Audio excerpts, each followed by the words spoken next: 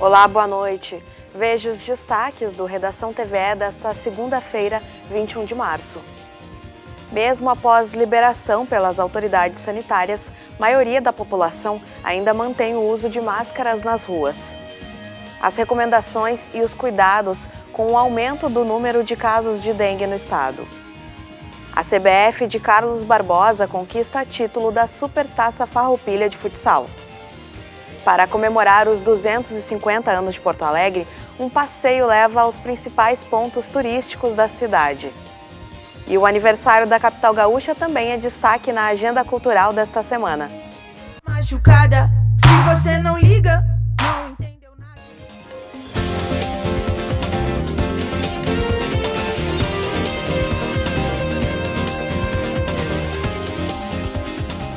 O Brasil está entre os países com a maior taxa de obesidade no mundo. E o quadro piorou na pandemia, quando também ficou represado um dos principais tratamentos para os casos graves, as cirurgias bariátricas. O número de procedimentos pelo SUS caiu quase 82% no ano passado, se comparado a 2019. O Matheus e a Jusileia se conheceram gordinhos. E isso não chegava a ser um problema, até que a saúde começou a ser afetada pela obesidade. Eu tinha muitos problemas, principalmente físicos, era dores nas pernas, nas costas. Eu fui fazer uns exames de rotina e eu estava com muita gordura no fígado. E era uma coisa bem preocupante. Eu tinha obesidade mórbida quando eu fui fazer a operação. Tu vira aquela chave assim, sabe? Que fala, não, eu preciso fazer alguma coisa, senão eu vou morrer cedo, vou passar daqui para lá num piscar de olhos, né? E eu sentia cada dia que aquilo estava acontecendo. Ele foi o primeiro a fazer a bariátrica há 3 anos. Já a Jusileia descobriu uma predisposição genética a ter tromboses, que tem os riscos aumentados no caso dos obesos. Técnica de enfermagem, ela fazia testes de Covid de rotina, pois mesmo sem sintomas no início de fevereiro, acabou tendo que adiar por 2 vezes a esperada cirurgia. Fiz 5 LAMP, 5, antes de fazer os PCR, todos deram negativo. Aí eu fiz o PCR, eu positivei dia 9, né? Depois passou, que agora pós-questão Crohn estão dando 5 dias só. E aí eu repeti o LAMP para voltar a trabalhar, voltei a trabalhar negativo.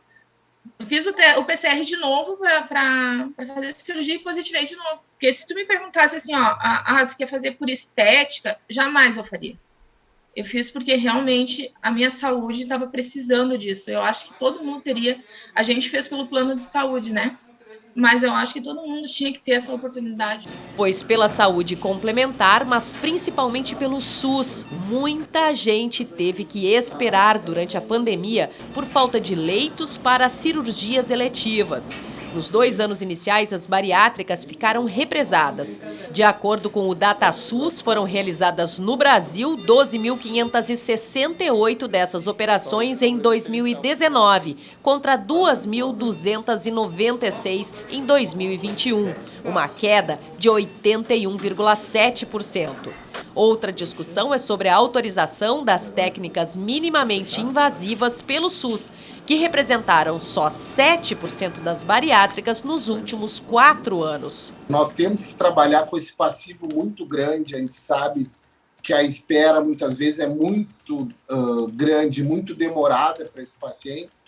E a pandemia realmente foi mais de ano praticamente não se realizando muito poucas dessas cirurgias, e também a incorporação de novas tecnologias, dentre elas a cirurgia videolaparoscópica, que é um método que já é chamado minimamente invasivo, que garante o retorno mais rápido às atividades habituais, normalmente está relacionado a menor tempo de internação, então agrega, sem dúvida alguma, benefício aos pacientes. E a cirurgia bariátrica acaba contribuindo para sanar ou reduzir outros problemas ou doenças crônicas nesses pacientes. Nós conseguimos atuar na prevenção de inúmeros tipos de câncer.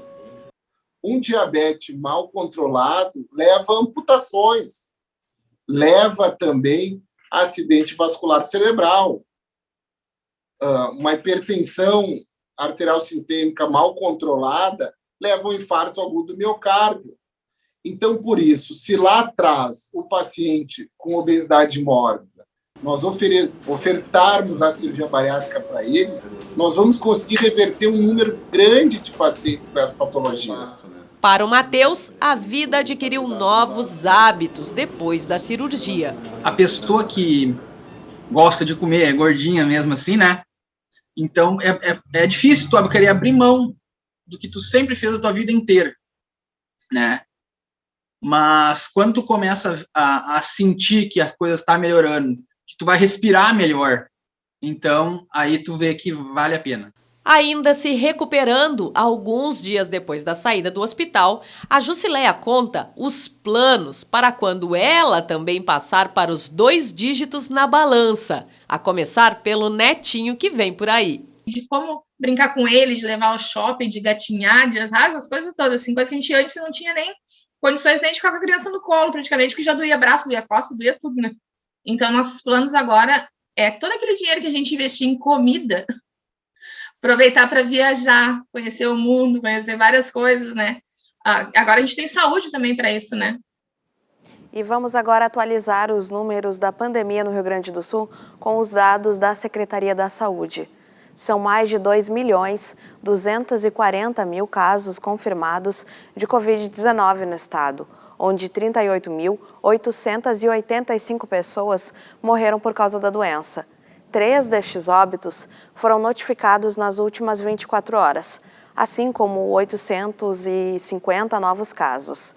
Pouco mais de 15.000 pacientes seguem em acompanhamento com o vírus ativo e passa de 2.187.000 o total de recuperados.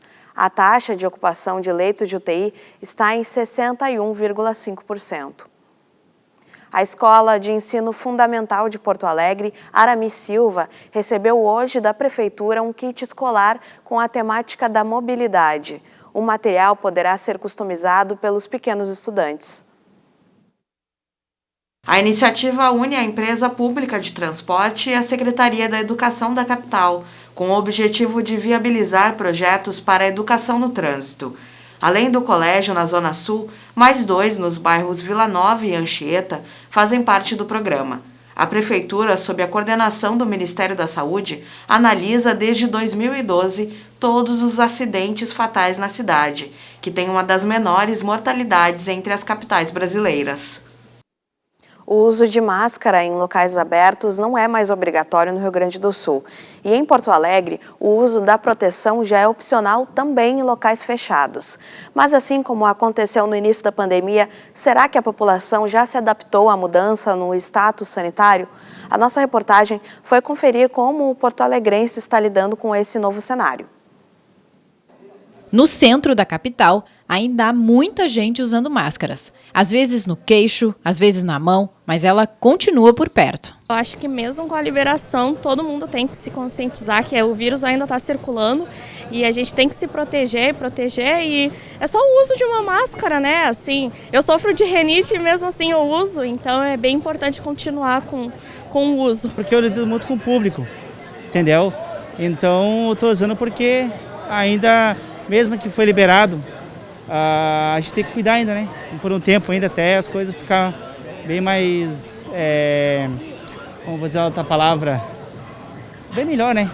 Os decretos municipais da última semana tornam o uso da máscara facultativo em ambientes fechados e liberado em espaços abertos. No último dia 16, o governo do estado também anunciou que o uso de máscara em vias públicas ou em espaços públicos ou privados ao ar livre não é mais obrigatório. Mas mesmo quem já optou por retirar, o clima é de adaptação. Ontem eu estive no shopping e acabei esquecendo, olha só, esqueci a máscara, fiquei apavorada. E agora, né, vou ter que comprar alguma coisa. Mas aí me disseram, não, tá tudo tranquilo, pode entrar liberado, tá tranquilo.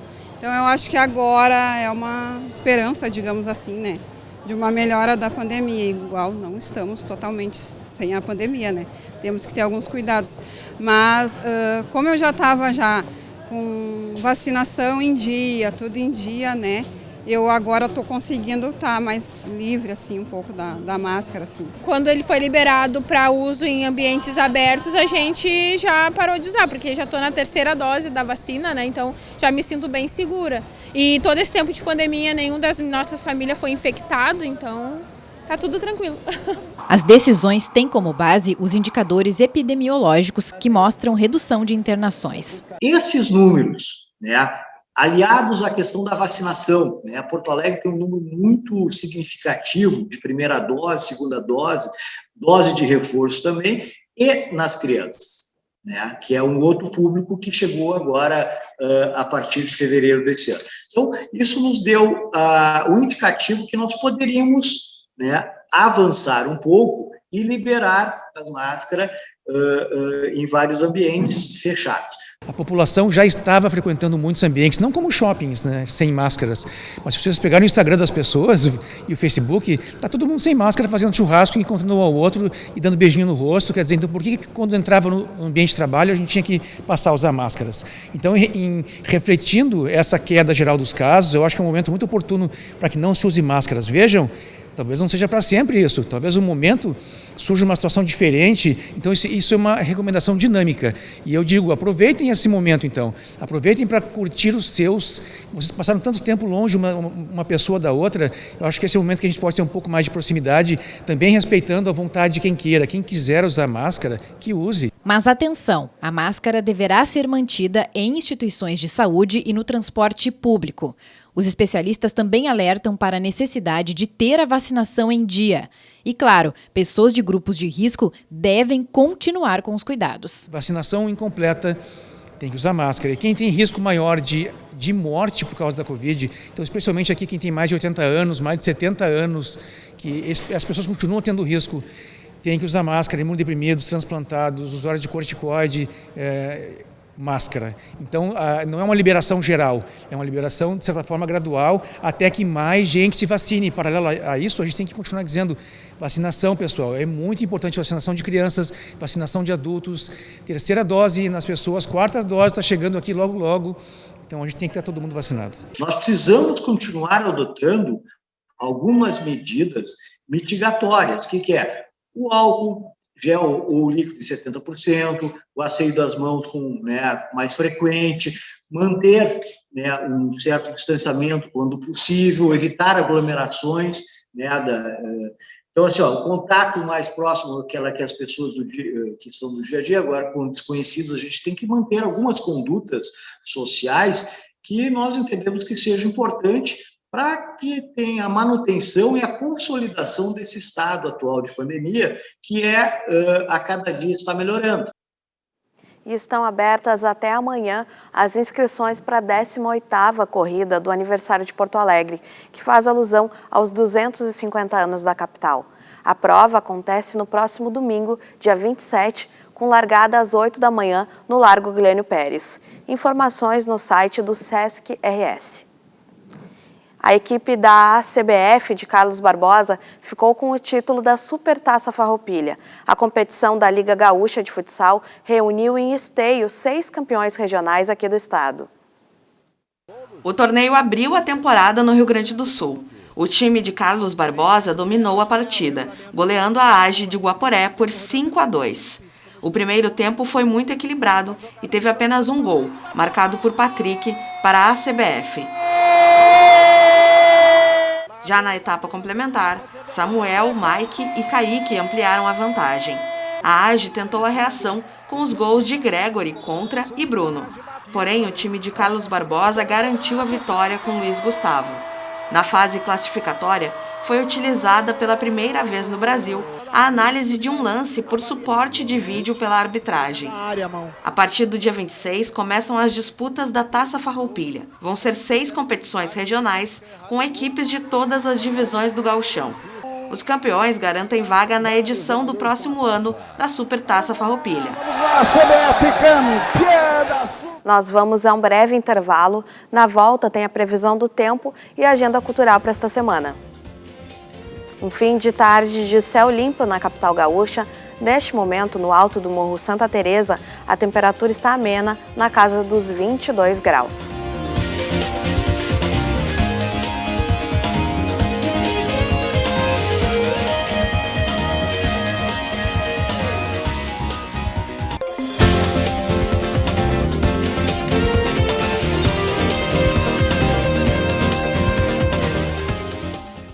Voltamos para falar do tempo. A instabilidade se afasta da maioria das regiões do estado e as temperaturas aumentam um pouco nesta terça-feira. Vamos conferir no mapa.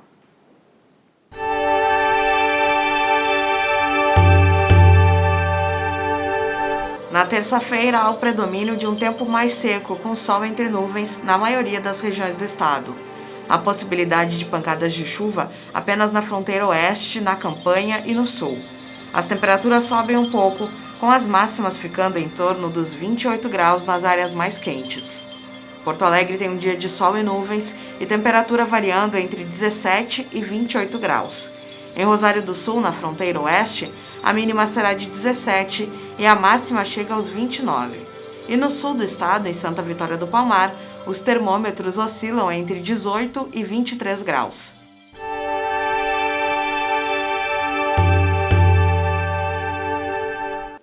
Um espetáculo sobre a Guerra dos Farrapos foi encenado neste fim de semana em frente ao Palácio Piratini, na capital gaúcha. O espetáculo teatral Do Cipreste ao Piratini, A Origem, de Rinaldo Souto, narra acontecimentos importantes que levaram ao início da Guerra dos Farrapos. Dividido em 3 atos e com mais de 80 artistas, o enredo apresenta os eventos ocorridos entre 18 e 21 de setembro de 1835, quando as tropas de Bento Gonçalves e Gomes Jardim tomaram um antigo palácio de barro, onde fica hoje o Piratini, até então sob o poder do Império. O evento, com entrada gratuita, teve sessões no sábado e no domingo, com a lotação máxima.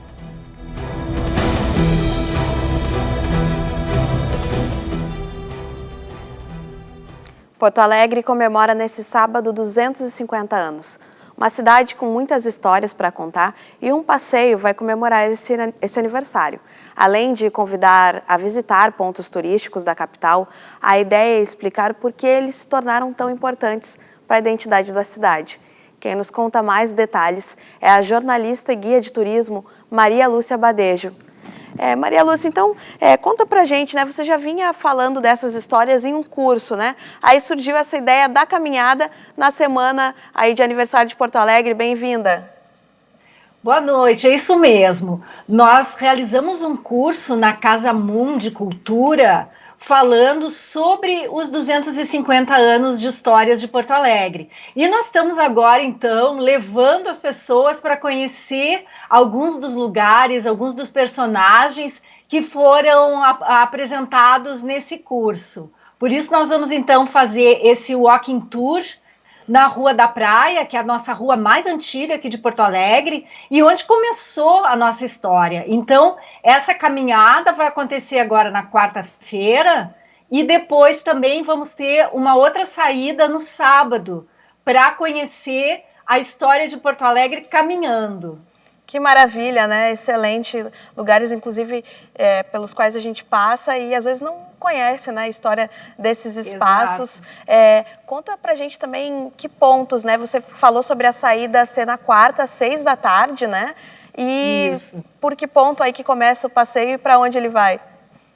Então, a gente vai começar na Praça Brigadeiro Sampaio, que fica ali bem no comecinho da Rua da Praia. E ela é conhecida até atualmente como a Praça do Tambor, porque ela tem ali um monumento ao tambor, monumento à cultura africana. Então vai ser bem ali que a gente vai se reunir e vai caminhar, vai começar a caminhada. Então aí a gente vai continuando pela Rua da Praia até a Praça da Alfândega. Nessa caminhada a gente vai ver alguns pontos super importantes da nossa história, como, por exemplo, a Igreja Nossa Senhora das Dores, na frente da qual ficava o Pelourinho. A própria Praça Brigadeiro Sampaio, inicialmente, era conhecida como Largo da Forca. Então, a gente vai entender um pouco mais por que ela tinha esse nome, o que acontecia ali. Nós vamos ver também um lugar onde começou a Revolução de 1930, que é um fato histórico super importante, não só para a história do Rio Grande do Sul, mas do Brasil inteiro. Então, esses são alguns dos pontos principais que a gente vai ver nessa caminhada.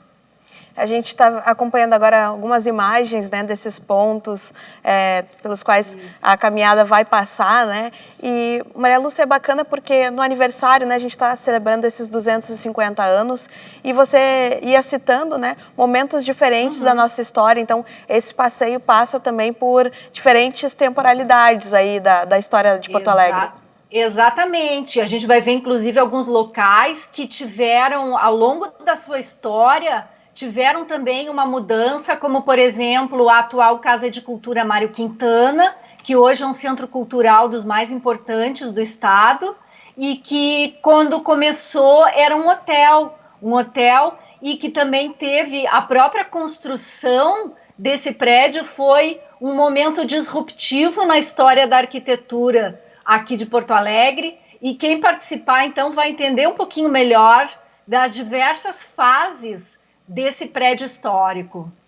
Cada momento aí tem as suas características, né? Isso também é muito bacana de conhecer, né? E como é que o pessoal faz para garantir, então, de estar, né, nesse passeio? Olha, é muito importante que as pessoas corram, porque nós já estamos com as inscrições quase encerradas, porque teve uma procura muito grande.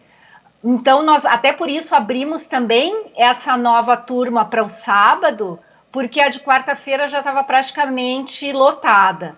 Quem quiser se inscrever, ainda dá tempo, pode se inscrever na Casa Mundi, no site da Casa Mundi, www.casamundi.com.br. Também pelo WhatsApp dá para entrar em contato e garantir a sua inscrição. A gente recomenda, então, que o pessoal busque logo, né, o seu acesso para não perder, então, esse passeio tão interessante. Foi muito bom te ouvir, Maria Lúcia Badejo, jornalista e guia de turismo, aí nos contou um pouquinho, né, de tudo que vai ter nesse passeio aí. O pessoal vá com uma roupa bem confortável para poder caminhar e aproveitar esse passeio. Obrigadão pela entrevista. Exato. Obrigada a vocês. Sucesso. E os 250 anos da capital gaúcha também ganham destaque nas atrações culturais da cidade. Confira na nossa agenda para esta semana.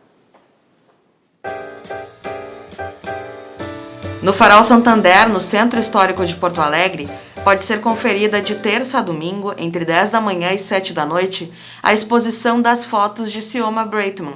Entre o começo do século XX e 1980, ano em que faleceu, o ucraniano que saiu do país após a Revolução Russa registrou centenas de imagens da vida social na cidade. Os ingressos custam R$15. Também no centro, porém no Margs, estão sendo exibidas obras inspiradas na capital do Rio Grande do Sul, produzidas por mais de 40 artistas. Acervo em Movimento é a mostra com horário de visitação que se inicia às 10 da manhã e tem último acesso às 6h30 da tarde. A entrada é gratuita. E o Sarau Elétrico, nesta terça-feira, às 9 da noite, no Bar Ocidente, no bairro Bonfim, celebra a pluralidade de etnias e a dimensão cosmopolita da cidade. Na canja musical, Nelson Coelho de Castro, um compositor que cultivou o chamado Porto Alegrês. Os ingressos a R$30 devem ser adquiridos pelo Pix que aparece no vídeo. Pode ser pra tu. Na quinta-feira, às 9 da noite, o cantor e compositor Arnaldo Antunes apresenta no Salão de Atos da PUC o show do novo disco Lágrimas no Mar. Ele estará acompanhado pelo pianista Vitor Araújo. Os ingressos comprados para as datas da apresentação marcadas inicialmente mantêm a validade e podem ser adquiridos no link que aparece na sua tela. Se você não liga, não entende. Também na quinta-feira, mas às 11 da noite, a cantora Flora Matos se apresenta no Bar Opinião, no bairro Cidade Baixa. Os ingressos para o show da rapper de Brasílis têm preços variados. Os valores podem ser conferidos no site que está em seu vídeo. Machucada, se você não liga, não entendeu nada. A banda porto-alegrense Teto das Nuvens se inspirou no universo dos animes e dos mangás para o videoclipe da música Epílogo. A canção é a primeira inédita lançada após o disco de estreia do quinteto e pode ser conferida nas plataformas digitais. A gente confere agora o som da Teto das Nuvens. Na sequência, tem as notícias nacionais do Repórter Brasil. Uma boa noite e se cuide. Por um segundo, enquanto pensava em você.